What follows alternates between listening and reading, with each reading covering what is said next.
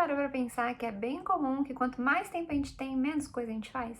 Nesse vídeo eu vou compartilhar com vocês as dicas mais preciosas para gerenciamento do tempo e planejamento também. E, gente, essas dicas podem mudar a sua vida.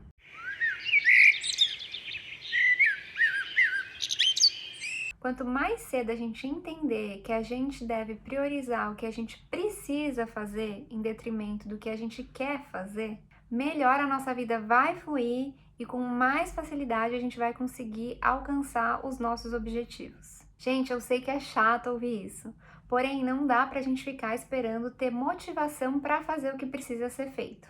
A gente simplesmente vai lá e faz. E da mesma forma, a razão pela qual você quer alcançar os seus objetivos ou a razão pela qual você precisa fazer o que você precisa fazer, precisa ser maior do que a sua razão para não agir, compreende? E eu diria, gente, que precisar fazer algo já é motivação o suficiente para a gente agir e tirar aquilo do papel. O que me leva justamente à dica número 1, que é a gente tentar entender de onde possa estar vindo a nossa procrastinação. Ah, Letícia, mas esse vídeo é sobre gerenciamento do tempo.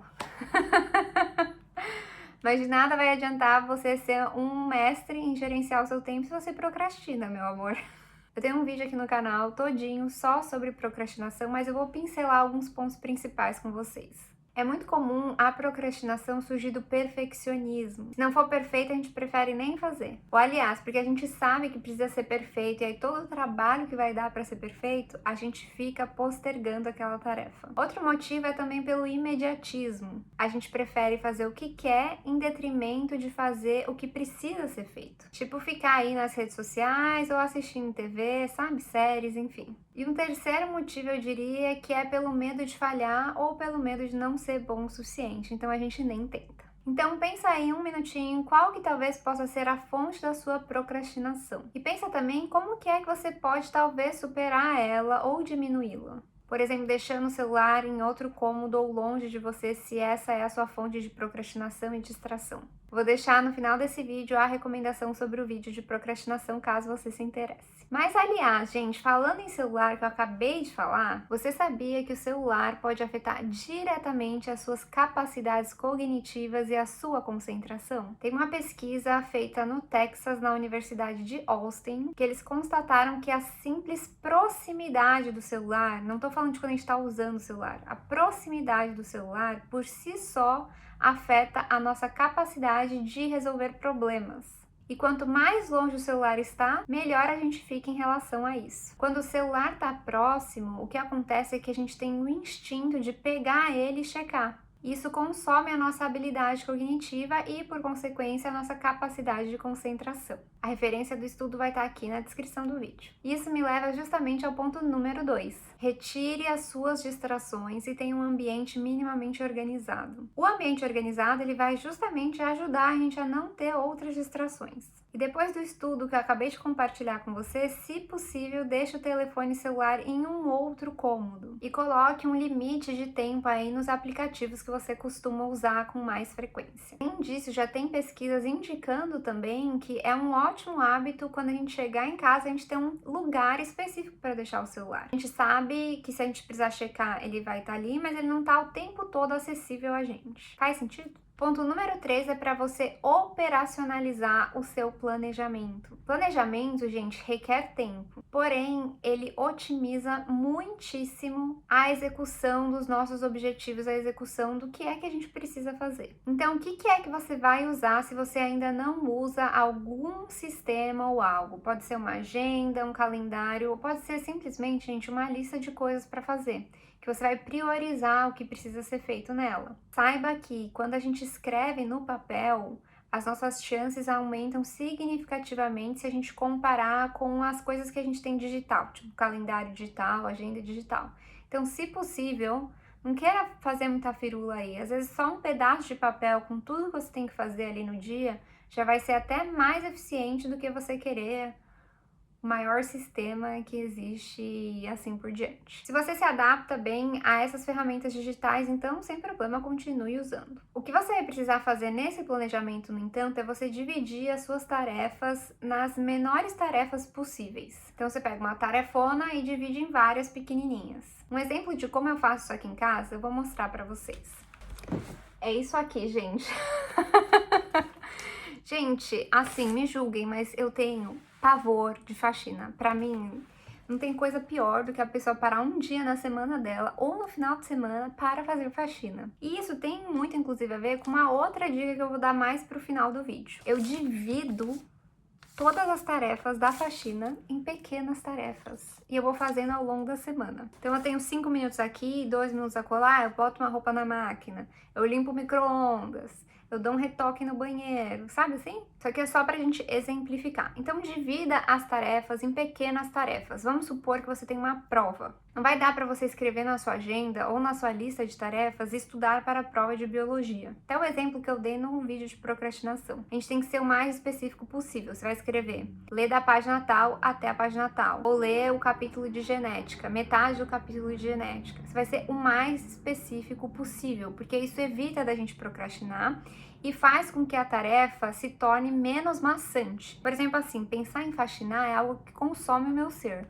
Mas eu pegar uma coisinha dessa lista, tipo assim, aspirar a cozinha, passar pano, limpar o micro-ondas, isso aqui é totalmente ok, entendeu? Porque eu sei que em 5 minutos eu vou terminar. Claro que quando se trata de estudar para a prova de biologia, a gente não vai terminar em 5 minutos. Mas quando a gente é mais específico e divide aquela tarefona em pequenas tarefas e se planeja com antecedência, a gente facilita muito a nossa vida. Se a prova de biologia é daqui 10 dias, então você pode dividir aí em 8 dias ou talvez em 7 dias esse conteúdo total que você tem para estudar. E você vai seguindo esse planejamento aos poucos. Quando se trata de projetos muito grandes, no entanto, por exemplo, uma tese ou um TCC, não fica pensando aí na tarefa como um todo. Você vai ter aquelas linhas que vão te guiar, né? O que é que você precisa ter, a introdução, conclusão e etc, etc. Mas você não precisa dividir pedacinho por pedacinho antes de você começar, porque isso também é um risco. A gente corre o risco de se manter na pré-tarefa, que seria aí a procrastinação ativa, né? Uma das formas de procrastinação ativa. A gente gasta um tempão no planejamento, mais do que o necessário.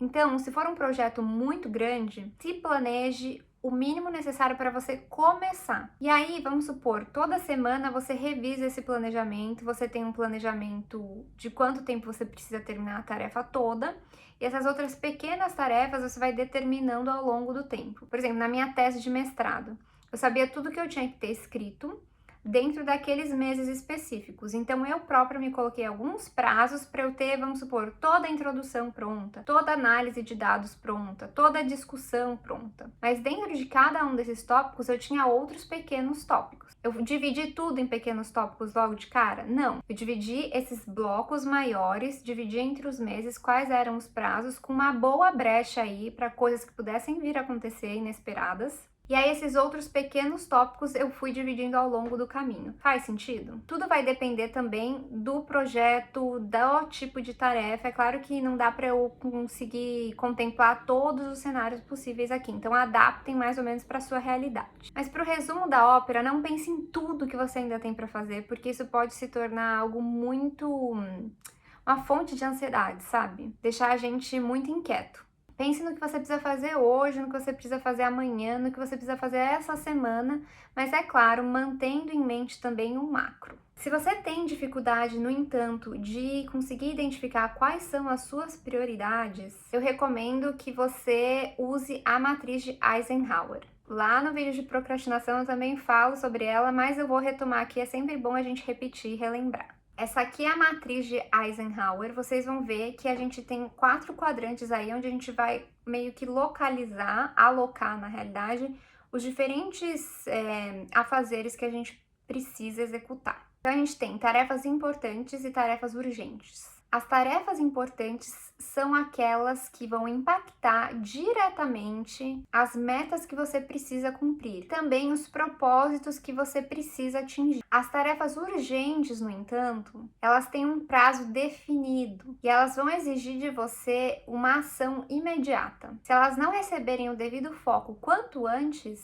podem haver consequências indesejáveis. Então, tudo isso vai ter que estar presente quando se trata das coisas que você precisa fazer. Não dá pra gente basear a nossa vida só no urgente, a gente também tem que manter em mente o que é importante. Bom, os próximos pontos que eu vou compartilhar com vocês, na realidade, eu aprendi com a pedagoga da minha universidade quando eu estava fazendo meu bacharelado. A referência bibliográfica desses pontos também vai estar na descrição do vídeo. Ela é antiga, mas é muito boa. Ponto número 4 é para a gente começar a desenvolver o hábito de contar o tempo. O que é que isso significa? Dentro de algumas tarefas que você vai fazer, é legal você checar mais ou menos o horário que você começou e o horário que você completou a tarefa, porque isso vai te ajudar a dimensionar quanto tempo você leva para fazer determinada coisa no futuro. Porque tem pessoas que elas são extremamente otimistas em relação ao tempo, acham que tudo é muito rápido, muito simples, então elas podem deixar para depois, e outras que são muito pessimistas e acham que aquilo vai demorar muito e por isso também procrastinam, quando na realidade essa é uma tarefa simples. Ponto número 5, que tem muito a ver inclusive com essa lista aí que eu faço para evitar o faxinão aqui em casa, é para você aprender a usar pequenos intervalos de tempo. Gente, isso muda a vida de uma pessoa, tá? Não só em relação à faxina, se você for do time faxina, tá tudo certo. Mas em relação a qualquer outra coisa que a gente precise fazer, a gente não tem muito tempo. 15 minutos, eles fazem uma diferença, meu povo, tá? Porque se eu tenho 15 minutos aqui, 5 minutos acolá, no final do dia são 20 minutos a menos que eu vou precisar usar para fazer aquela tarefa tediosa que eu não gosto, por exemplo. Então, não espere ter o tempo ideal para começar uma tarefa e terminar ela necessariamente. Você pode usar pequenos intervalos de tempo. E vale lembrar aqui, inclusive, que se, por exemplo, você está tentando começar a academia para mim é uma tortura, gente. Isso vale para mim, inclusive. Vai te valer muito mais você fazer 10 minutos ao dia e você falar são só 10 minutos e você fazer todos os dias, você ter essa consistência, do que você ir 1 hora e meia na semana, se matar, isso não vai te dar resultado.